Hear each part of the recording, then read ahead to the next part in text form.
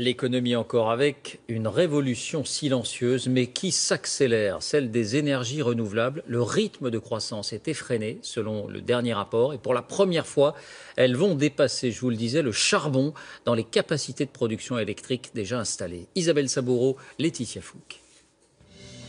Éolien, solaire, hydroélectricité, jamais les énergies vertes n'ont autant progressé à l'échelle de la planète. Pour la première fois, leur capacité de production en électricité a même dépassé celle du charbon. Et ce n'est qu'un début. En 2021, 59% de l'électricité mondiale viendra de l'hydroélectricité, 21% de l'éolien, 9% du solaire, 9% de la bioénergie. Principale explication, ces technologies sont aujourd'hui beaucoup moins chères qu'avant. Les coûts des systèmes photovoltaïques ont baissé de 70% dans les derniers 5 ans et nous on prévoit qu'ils vont baisser encore plus fort de 25% dans les prochaines 5 années.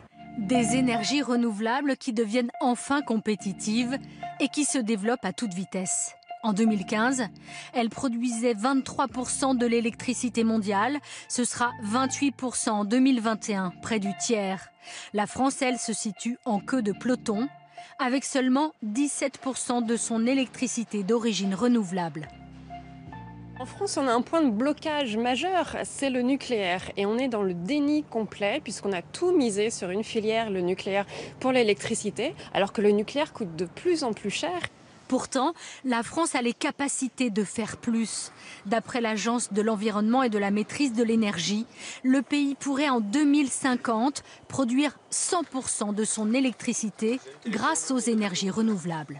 Et on va un peu plus loin avec vous, Laurent Desbonnets. Bonsoir. Bonsoir. Dans le monde, qui sont les champions des énergies renouvelables? Eh bien, le pays le plus vert du monde, regardez, c'est l'Islande. 100% d'énergie renouvelable. Pas grâce aux panneaux solaires ni aux éoliennes, mais grâce à la géothermie et au barrage. L'hydraulique reste dans le monde la première source d'énergie propre. En deux, c'est donc une surprise. On trouve l'Éthiopie avec ses barrages sur le Nil bleu qui fournissent presque la totalité de l'électricité. En trois, la Norvège, 98% de renouvelables. En quatre, le Costa Rica, petit pays, mais grand barrage. Et en France également, les fleuves et les rivières nous apportent encore la majorité de nos énergies propres. Et si l'on exclut l'énergie hydraulique et qu'on se concentre uniquement sur le solaire et l'éolien, quel est le classement? Eh bien, il est très différent.